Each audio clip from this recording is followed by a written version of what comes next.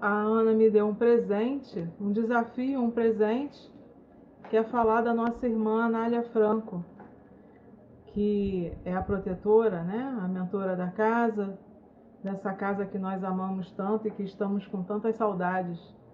Mas em breve, se Deus quiser, estaremos juntos novamente. E para a noite de hoje, para a nossa ambientação, eu escolhi do livro Paz, psicografia de Chico Xavier, ditado pelo Espírito Emmanuel, a lição Caridade Recíproca. É preciso compreender a caridade no seu real, sentido real. Comumente, o benfeitor ignora quanto deve àqueles a quem beneficia. Qualquer migalha de socorro aos necessitados, sempre que iluminada de amor, é doação significativa. Mas a cooperação dos necessitados em auxílio aos que lhes prestam apoio é serviço de importância inestimável. Os irmãos em penúria, quando pacientes, ensinam calma e compreensão. Os enfermos, valorosos na fé, lecionam aceitação e humildade.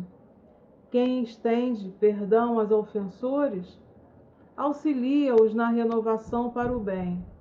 E quem ama sem nada exigir,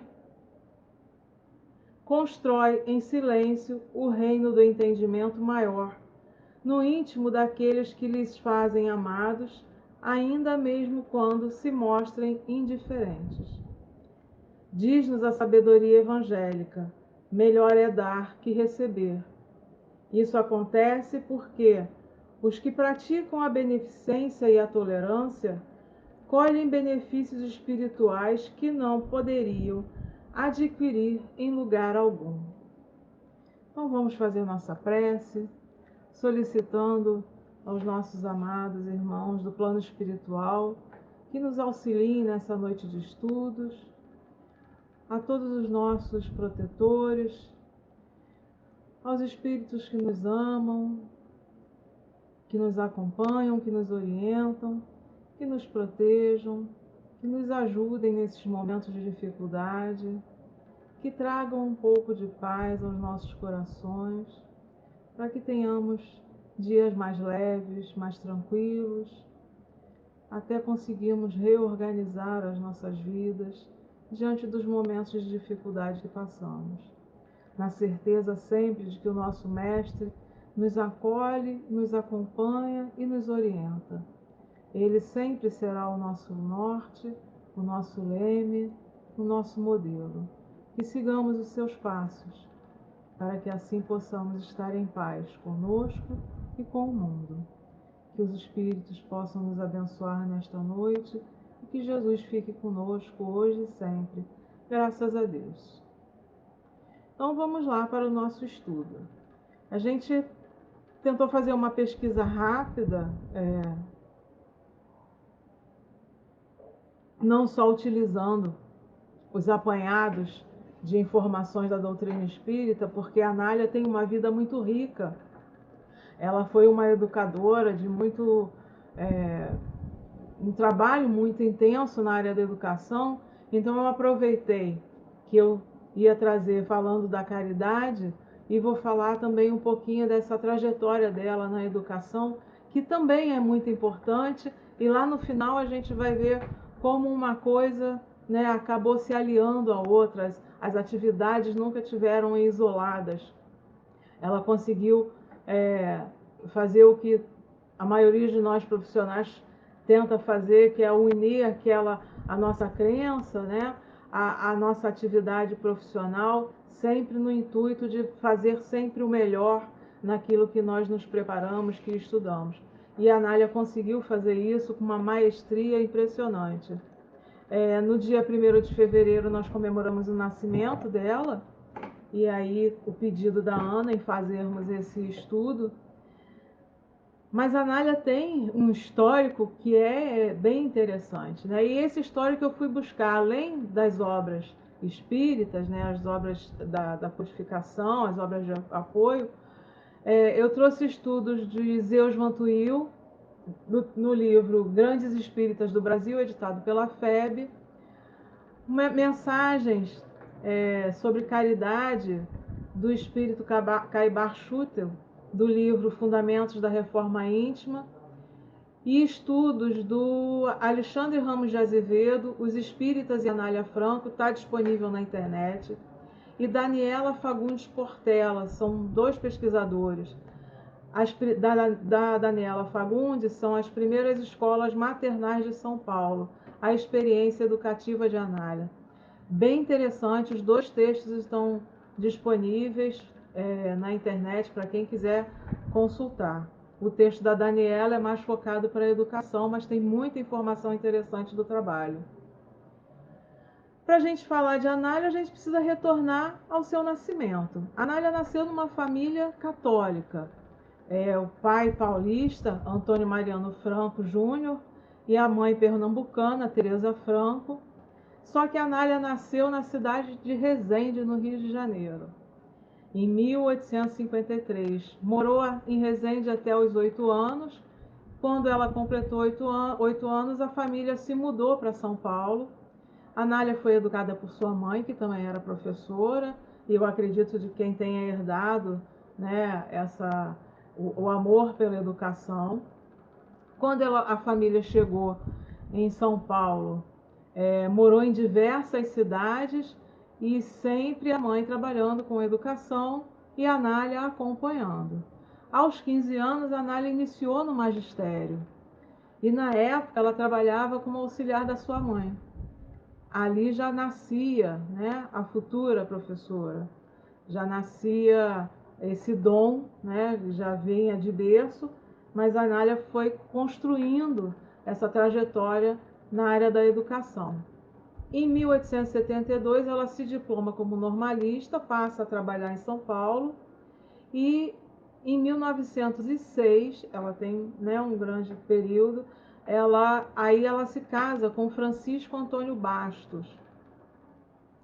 E Francisco foi o grande esteio, o grande suporte, o grande companheiro de Anália na execução das suas obras socioeducacionais. Ele esteve sempre junto a ela, lhe dando o apoio necessário para que ela construísse todo esse trabalho maravilhoso, que é uma vida, né? A obra dela é uma vida muito rica. A gente precisa posicionar a história de Anália com a nossa própria história, né? A história da humanidade, a história do Brasil. A época, ela começa a entender mais ou menos o que estava acontecendo por conta da lei do ventre livre, que em 1871 tinha acabado de ser sancionada, e ela começa a perceber que com a sanção da lei, as crianças começavam a ser despejadas das fazendas, porque não iam trabalhar, não eram mais, né, produtivas, não dariam lucro aos fazendeiros, e elas começam a ser jogadas nas ruas. Algumas eram postas, né, na dita roda dos enjeitados, né, a roda que era na Santa Casa de Misericórdia, onde os bebês eram colocados para que as feiras recolhessem. E muitos já estavam perambulando pelas ruas, mendicando, porque não iam trabalhar nas fazendas. A Anália se toca muito com essa situação dessas crianças e começa ali já a crescer a ideia de realizar um trabalho de apoio a essas crianças, para que elas não ficassem simplesmente relegadas, né, abandonadas da sociedade. No texto de Zeus Mantuil, ele vai, né, abordar toda a trajetória de vida, de trabalho de Anália, e também a gente consegue encontrar na internet, vale a pena a gente ler, dá um ânimo, um gás para quem trabalha com a assistência, né, o apoio social dentro das casas espíritas, para que a gente veja que é possível sim você tirar, né, leite de pedra, como ela fazia. Realmente essa mulher era pioneira, uma mulher muito dinâmica. Segundo Zeus, além de emérita educadora, A obra foi no dizer que ele recolhe também dizeres de outras pessoas da época. O senador doutor José Luiz de Almeida Nogueira chamava de altamente humanitária e civilizadora a obra de Anália. Então essa obra foi reconhecida pelas pessoas mais ilustres da sociedade paulista, né? E depois ela foi espalhando isso, a ideia, né?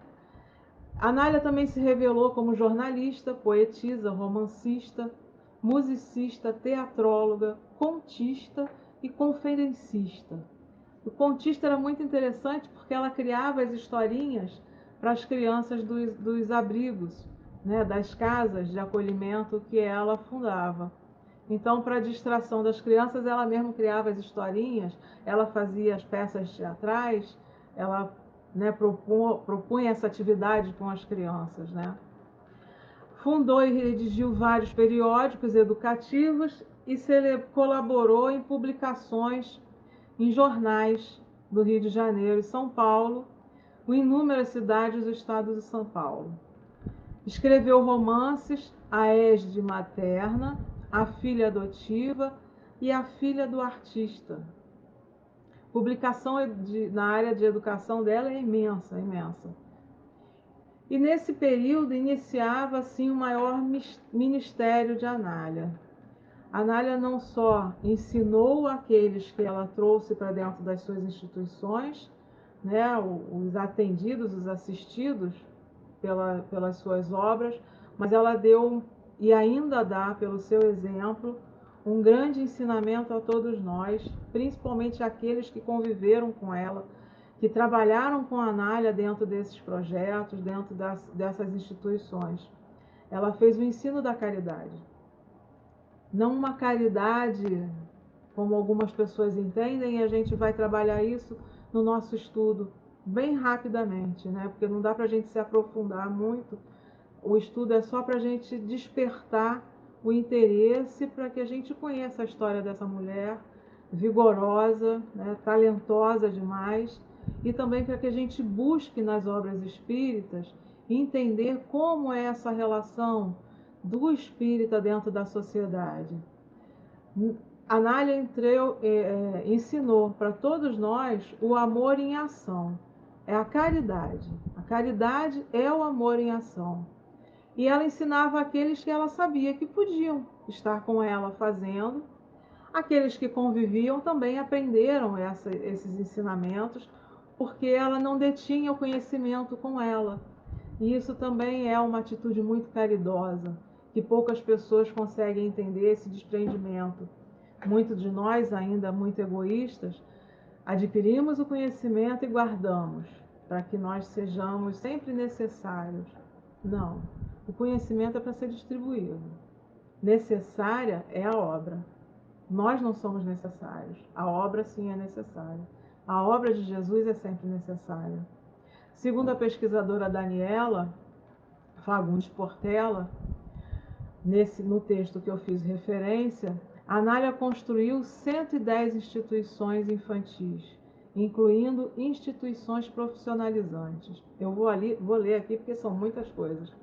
71 escolas, 2 albergues, uma colônia regeneradora para mulheres, 23 asilos para crianças órfãs, uma banda musical feminina, uma orquestra, um grupo dramático, além de oficinas para manufatura de chapéus, flores artificiais e etc. Isso tudo em 24 cidades do interior e da capital paulista. Não é pouca coisa. Muito trabalho foi feito. A Associação Feminina Beneficente e Instrutiva foi fundada na capital de São Paulo em 1901. Foi a primeira instituição realmente organizada, né, por Anália. Antes ela tinha umas ações menores. Anália foi a única diretora da instituição até o momento da sua morte, em 1919. Das demais, ela teve a atenção e o cuidado de formar pessoalmente e diretamente todas aquelas pessoas que iriam administrar as instituições. E aí dando um exemplo de que o conhecimento não pode estar detido na mão de uma única pessoa. O trabalho teria que continuar, né? Nós não somos eternos materialmente. Então, tudo que nós fazemos, nós temos que ter, né, aqueles que vão dar continuidade às nossas ações, aos nossos trabalhos. Por mais que a gente ame o trabalho que é feito dentro da casa espírita, é necessário que a gente entenda que compartilhar as experiências, que ensinar, né, passar esses conhecimentos para aqueles que estão junto conosco, que podem dar continuidade, é essencial para que a doutrina também continue viva após o nosso desencarne. Né? Nós não vamos ficar aqui para semente sempre divulgando a doutrina. E aí é um apelo que a gente faz sempre em todas as nossas palestras e os grupos de estudos. Formem grupos de estudos, tragam os jovens para dentro das casas espíritas, para que eles deem continuidade a outras ações, para que eles possam, com as suas novas ideias, também trazer inovação para as casas espíritas, trazer novos trabalhos, trazer trabalhos que estão aí, né, a espiritualidade usando todo esse material, nos usando para que possamos fazer o bem mais adiante. Quando eu estava fazendo o estudo da vida de Anália, me vieram duas palavras à mente: missão e propósito. E eu me lembrei muito que a vida dela é um exemplo. E lá em Mateus, no capítulo 7, versículo 20, nós temos uma anotação muito interessante, dito por Jesus: portanto, pelos seus frutos os conhecereis. Nós somos conhecidos como, né, seguidores, como cristãos, seguidores de Jesus, aprendizes de Jesus, pelo aquilo que nós produzimos, pelos nossos frutos. E a Anália é conhecida exatamente pelos seus frutos, não só na seara espírita, mas também no meio educacional, como uma grande educadora, né? Então, a Anália tinha uma missão muito firme dentro dela. No texto de Zeus Montuil, eu pude retirar uma parte que poderia se encaixar numa missão, numa própria fala da Anália. Ela dizia que a missão era amparar, instruir e educar as crianças pobres e indigentes da capital paulista, sem qualquer distinção de crença ou raça. A missão era amparar a criança, educar para que ela tivesse uma nova vida. Qual era o propósito de Anália? Ela também tinha um grande propósito. Não visa, nas palavras de Anália, tão somente a amparar e educar os desvalidos. Tem um fim mais elevado, que é reunir em torno de uma ideia santa todas as senhoras de inteligência e boa vontade que trabalharem no comum acordo no bem social. O propósito de Anália não era ela ser a expoente da educação, a expoente do trabalho social, a expoente no meio espírita. Não, ela queria que a sociedade acordasse para a necessidade dessa população carente. Esse era o propósito dela. E ela conseguiu, porque ela tinha muitos admiradores e muitos colaboradores. Muitas pessoas de posses, pessoas de nome dentro da sociedade, políticos, auxiliavam muito nos trabalhos de Anália. Pessoas da sociedade, como ela coloca aqui, senhoras de inteligência e boa vontade, porque se dispunham de coração a realizar isso. E levavam, trocavam as informações entre as realidades tão diferentes. E mostravam para aquelas crianças, para aquelas mulheres, que seria sim possível ter uma vida mais digna, com mais conforto, sendo amadas ali, acalentadas por toda essa equipe de Anália, né? Anália teve como fundamento a defesa da igualdade étnica, a educação livre e popular, a alfabetização, a mudança no sistema de ensino, a profissionalização e a possibilidade de participação da mulher em âmbito social. Não era uma missão exclusiva para as crianças, ela conseguia envolver a sociedade, ela conseguia trazer a participação da mulher, o protagonismo feminino, como a gente, né, é tão falado hoje em dia. Que protagonismo é esse? Vamos ler a Anália. Ela despertou isso nas mulheres. Ela era a própria mulher, né, em defesa dessa sua competência feminina diante de tanta inteligência, de tanta produção intelectual que ela fazia. A Anália sempre esteve em consonância com o Cristo, mesmo no trabalho educacional. E vamos lembrar também em Mateus, capítulo 25, versículo 25, perdão, de 35 a 40, Jesus responde a uma série de perguntas, né?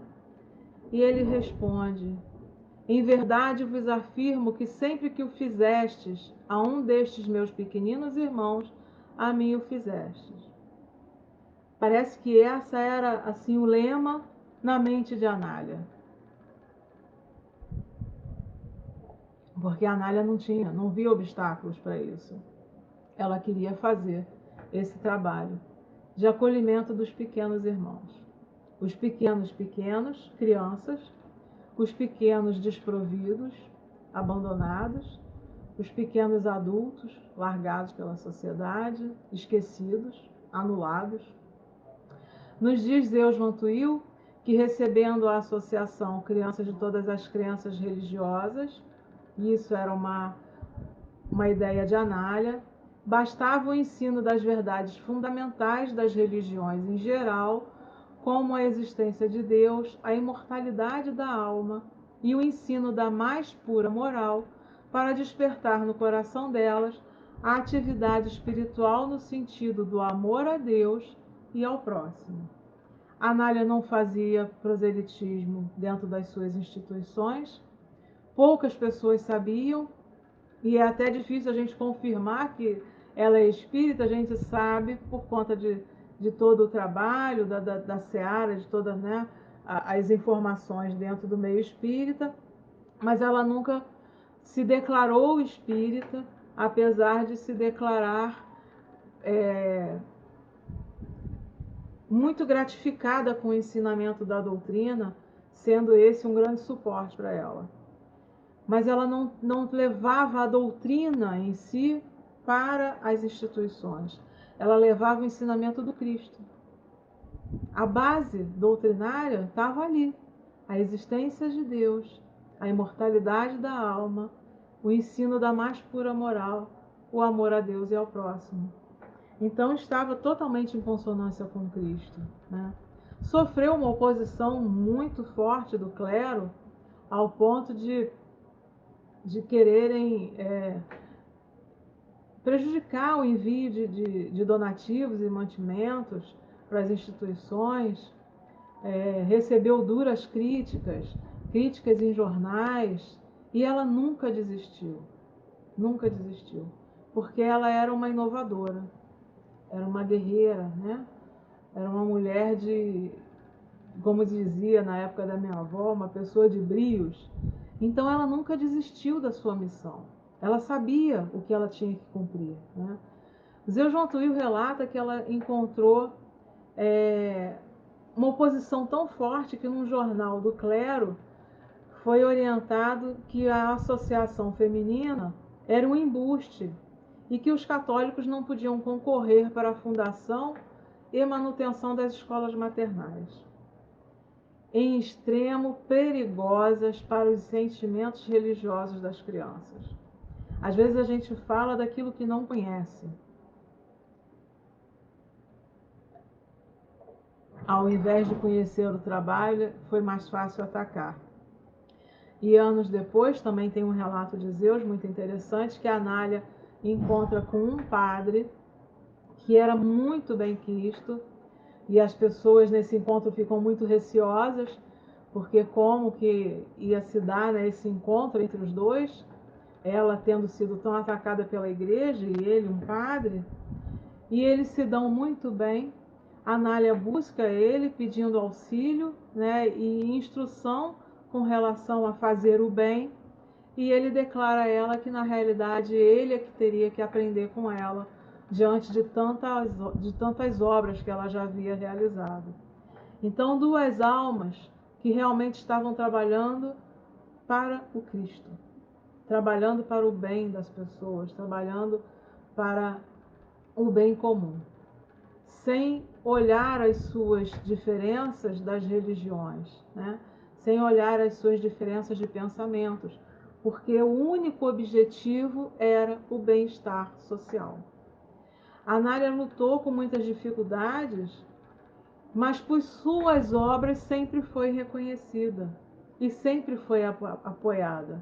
Conquistou a simpatia do povo e conquistou a simpatia de muitos intelectuais que a apoiavam por conta do seu pioneirismo. O contato de Anália com o espiritismo, eu só consegui uma fonte, mas é bem interessante porque está exatamente num relato, uma fonte espírita e num relato não espírita, né? De que ela teria entre os anos de 1897 e 1897 e 1898 sofrido uma cegueira temporária. E nessa ocasião ela tomou contato com a doutrina espírita. E o caráter científico e a clareza da doutrina, abordando os aspectos espirituais da vida, foram o que chamaram a atenção de Anália. É claro, uma mente que buscava esclarecimento, né? Uma mente ávida de conhecimento. Ela ficaria realmente encantada com essas explicações muito claras que nós temos dentro da doutrina espírita. E apesar de não ser explícito na sua metodologia educacional, nós temos muita similaridade com as ideias de Kardec, né, de professor Rivaio e Pestalozzi. E aí eu colhi dois tópicos pequenos, tanto de Pestalozzi como aí já de Kardec, assinando como Kardec, porque são duas anotações, uma de obras póstumas e outra no comentário do Livro dos Espíritos, onde a gente vê que o pensamento de Anália tinha muita similaridade com o pensamento desses dois educadores também. Os princípios pedagógicos de Pestalozzi eram a pedagogia do amor, a atitude concreta do educador, que respeita no educando um ser inteiro e toca, amando o fundo de sua alma, onde se enraizam os dons divinos da perfectibilidade humana. Todos nós somos perfectíveis. Pestalozzi já tinha essa ideia. Nós podemos chegar à perfeição à medida que nós somos educados, que nós somos expostos a uma pura moral, a ensinamentos elevados e principalmente aos ensinamentos que vêm através do amor. O entendimento de educação de Kardec, e aí tem lá em Obras Póstumas uma anotação, Kardec diz que é pela educação, mais do que pela instrução, que se transformará a humanidade. Porque a educação é uma coisa muito mais ampla, né? A instrução é o que eu tenho nas escolas, são os ensinos básicos, né? Matemática, português, isso é instrução. E por aí em diante. A educação, ela envolve comportamento, ela envolve outras searas, outros setores da vida que vão formando o indivíduo e vão formando o cidadão. Então, o que transforma a humanidade? Se a gente tivesse certeza de que somente a instrução, o ensino das ciências, sejam elas quais forem, mudassem o destino da humanidade, será que estaríamos hoje na situação que estamos? É porque em algum momento da nossa história, a humanidade perdeu o fio da educação. perdemos aquele elo com as nossas emoções, com os nossos sentimentos mais puros, com respeito, com o compartilhamento, com a amizade, com o amor sincero, com a fraternidade, coisas que vêm através da educação. A educação que inicia na família, que parte para os grupos, né, de contato, os grupos sociais, e vão se expandindo, como diz Joana de Ângeles. Nós estamos sempre nos transformando à medida que encontramos outros conhecimentos através das nossas relações, mas nós também contribuímos para que essas relações sejam positivas ou negativas diante daquilo que eu quero produzir. Então, se eu tivesse a certeza de que somente as ciências mudassem a humanidade, a gente mudou em progresso, mas não mudou em moral. E está aí Kardec nos dizendo, afirmando que somente a educação transforma a humanidade. E a outra anotação que eu trouxe de Kardec, do Livro dos Espíritos, no comentário da questão 917, ele diz assim: a educação, se bem entendida, é a chave do progresso moral. A Nália, quando fazia seu trabalho, ela ampliava o seu trabalho educacional para que as crianças e as mulheres que conviviam com ela dentro das suas instituições tivessem vida digna, tivessem condição de sair depois dali da instituição e serem pessoas dignas, poderem ter suas famílias, trabalhar, educar seus filhos, terem condições de se sustentarem, sem ficar devendo nada ou sem ficar dependendo de ninguém, que eu acho que é uma das piores formas de aprisionamento das pessoas, é a dependência do outro. Eu, como assistente social, sempre me bati muito nisso nos trabalhos da assistência social. Nós temos que trabalhar com as pessoas para que elas sejam livres, autônomas e responsáveis por elas, e não dependentes da instituição ou dependentes de quem quer que seja que esteja auxiliando. Sobre educação e educador, e aí eu também encontrei uma consonância muito grande do pensamento de Anália com o pensamento espírita. Anália dizia que depois do pensamento e da palavra de Deus, nada é mais belo e mais nobre do que a missão do verdadeiro educador da infância. E aí me foi lá atrás na memória da minha professora de infância, que por acaso é minha tia, né, irmã do meu pai, foi a minha primeira professora. Então, e eu lembrei de como as professoras na minha época de criança eram as tias, né? Hoje a gente sabe que é também assim, as professorinhas, as professoras que foram da época da Maiara, da minha filha pequenininha, também são as tias, são pessoas dóceis, são pessoas que cuidam das crianças com uma preocupação além da educação, né? Porque elas sabem da importância da formação do ser nessa idade tão pequenininha. Outra frase interessante de Anália sobre a educação é: o mais sagrado de todos os interesses sociais, continua a mestra paulista, é a educação popular, e é por isso que os espíritos verdadeiramente humanitários consideram esta missão como um dos poderosos meios de fazer o bem. Então, levar a educação de forma a que todos tenham acesso. A gente sabe que isso a lei prevê, mas a gente sabe que nem sempre acontece. A caridade, por extensão da ação educadora.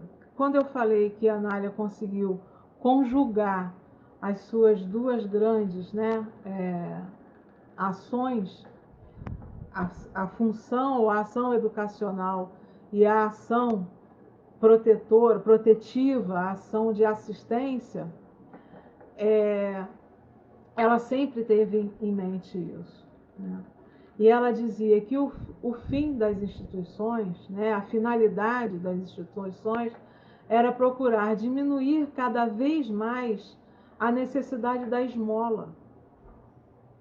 aquela, aquela coisa que é tão humilhante, né? E a gente sabe que nem sempre quem dá esmola dá de bom grado, às vezes dá para se livrar do outro.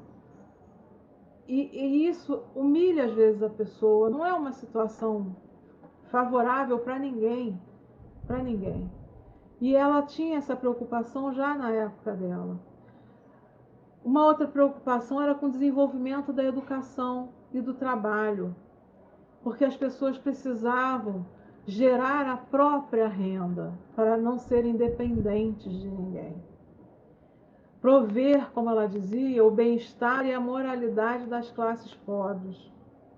Então ela traçava todo o seu trabalho de fortalecimento dessas classes através da educação e da educação profissionalizante. Porque era para dar continuidade àquilo, para que a pessoa tivesse força, né, conhecimento, força de trabalho, que pudesse se sustentar e não depender nem de ninguém e nem de governo. Era essa a intenção de Anália com todos os seus projetos, principalmente profissionalizantes. Esses projetos também auxiliavam na manutenção das suas instituições. Caibar Schutel, num texto psicografado, no livro de Fundamentos da Reforma Íntima, psicografado por Abel Gleiser, nos diz que a caridade pressupõe necessariamente convívio. Afinal, a caridade não é somente destinar verbas às obras filantrópicas, mas sim participar da vida em família, dos problemas dos necessitados, abrindo o coração para o mundo. É uma autoeducação para nós, porque nós que entendemos a reencarnação sabemos que se hoje eu tenho uma condição mais favorável, ou eu já estive na mesma condição daquele que eu estou assistindo, ou eu poderei estar. Então é para que a gente nunca se esqueça que a nossa vida oscila. Eu hoje estou aqui, amanhã eu posso estar aqui embaixo. Ela oscila, é sempre um aprendizado. E por que Caibar Schutel diz que é mais do que destinar verbas às obras filantrópicas? Porque é na relação entre as pessoas que elas aprendem. É na relação em família que as crianças aprendem os hábitos, aprendem a moral. É na relação na sociedade que as pessoas também aprendem. Então nós não podemos isolar essas que são necessitadas, que são acolhidas dentro das instituições, do restante do mundo. Eles têm que conviver para aprender também. E nós aprendemos com eles aquilo que nos é necessário ainda aprender. E a Anália dizia que conceber o bem não basta, é preciso fazê-lo frutificar. Então não basta só eu doar o pão, doar a comida, a roupa. Isso tem que frutificar de alguma forma. E de que forma a Anália frutificava isso? Fazendo com que as pessoas entendessem que elas poderiam sim participar dessa nova construção de outras vidas, que elas poderiam auxiliar para que outras pessoas tivessem a liberdade e o conforto que lhes era necessário, envolvendo a sociedade nesses trabalhos e criando as ações necessárias para que outras pessoas fossem atendidas também, né? Para a gente relembrar, quando a gente fala de caridade, é sempre bom a gente lembrar de Jesus. Lá na questão 886 do Livro dos Espíritos, Kardec pergunta qual o verdadeiro sentido da palavra caridade como Jesus entendia. E os espíritos respondem, que todo espírita conhece, né? A gente até brinca do BIP: benevolência para com todos, indulgência para com as imperfeições alheias e perdão das ofensas. E Kardec ainda complementa lá no seu comentário: amor e caridade são um complemento da lei de justiça. Então, quando eu ajo com amor e uso a caridade para com o meu irmão, para com o próximo, eu estou executando a lei de justiça. Olha que bonito. Eu estou sendo justa, porque eu também recebi muito, nesta ou em outra vida. Então eu também estou fazendo parte desse equilíbrio da balança da justiça. A caridade, continua Kardec, segundo Jesus, não está restrita à esmola, o mesmo que Caibar Schutel nos disse. Ela abrange todas as relações que temos com nossos semelhantes, quer sejam nossos inferiores, nossos iguais ou superiores, porque todos somos filhos de Deus. A gente tem as hierarquias dentro das empresas, dentro das instituições, tem os chefes, tem os subordinados, mas todos somos semelhantes. Todos temos nossos direitos, todos temos nossas responsabilidades e todos precisamos ser respeitados. Todos. E Kardec continua também no seu texto. O homem verdadeiramente bom procura elevar o inferior aos seus próprios olhos, diminuindo a distância entre ambos. Bem exatamente o que Anália fazia nas suas obras, porque ela tratava todos de igual para igual. Ela não se colocava como a dona da instituição, a dama que cuidava da instituição, não. Ela era uma trabalhadora. Ela tratava tão de igual que as crianças a chamavam de mãezinha. Olha que fofinho. Porque elas realmente sentiam o afeto de Anália que passava nas suas ações. Ela tinha todo um jeito especial de lidar com aquela situação para que aquelas pessoas que já estavam tão massacradas pela própria realidade tivessem, né, um ambiente mais amoroso, como um ambiente de família, para que elas entendessem o amor de família, o amor entre irmãos, né? Essa força, esse acalento que nós temos dentro da nossa família, a Anália transformava essas instituições em grandes famílias, né? Ela expandiu, então, duas importantes asas para a evolução daqueles que ela acolhia. Ela dava a educação para a formação do cidadão e o amparo material, com abrigo, com vestimentas, com alimentação, fortalecendo as vidas e recuperando a dignidade de todos eles, né? Ela é chamada e conhecida no Brasil como a grande dama da educação brasileira. Mostrou que a caridade não se restringe a simplesmente dar a esmola, muito pelo contrário, mas a suportar, dar suporte, não é aquele suportar, ai meu Deus, estou suportando fulano, não. Dar suporte, o suporte necessário ao irmão que precisa. Aquele irmão que realmente passa por dificuldades, que nós também possamos dar esse suporte, né? E de diversas formas diferentes. A Anália não se restringia e ela ampliava isso, com pensamentos de bondade, conselhos, orientações, aquela força, o ânimo, né, que reanima as pessoas, que trazia a esperança de volta para a vida delas, com todas as dificuldades, inclusive passando pela gripe espanhola, com as internas também sofrendo com a gripe espanhola. A Anália contribuiu com a sociedade para minorar a pobreza e a violência e a ignorância. Imagina se hoje ainda tivéssemos trabalhos, a gente sabe que existem muitos trabalhos valorosos, mas imagina se isso fosse muito maior, muito mais amplo. Nós temos trabalhos belíssimos nas casas espíritas, temos os trabalhos do Lar Fabiano de Cristo, né? Trabalhos muito importantes dentro das comunidades, mas imagina se isso fosse muito mais amplo, se tivesse sempre esse olhar carinhoso para toda essa população, que a gente não visse isso só como obrigação do governo, que isso fosse também uma obrigação nossa, né? Como a Anália tomou para si.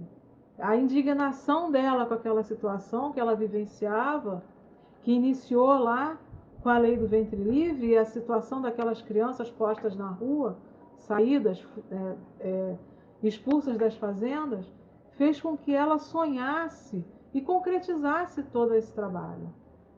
A Anália educou e libertou almas, mostrando com o próprio exemplo, com a própria fé. Ela não usou nada além disso. Ela se usou como próprio exemplo, porque ela não se detinha nas dificuldades, ela não reclamava das dificuldades, ela ia à luta. Ela não ficava chorando em casa como muitas das vezes nós ficamos, né? E ensinou que o caminho do amor é o caminho viável para auxiliar o próximo. Eu acho que é só o caminho, só esse o caminho, né?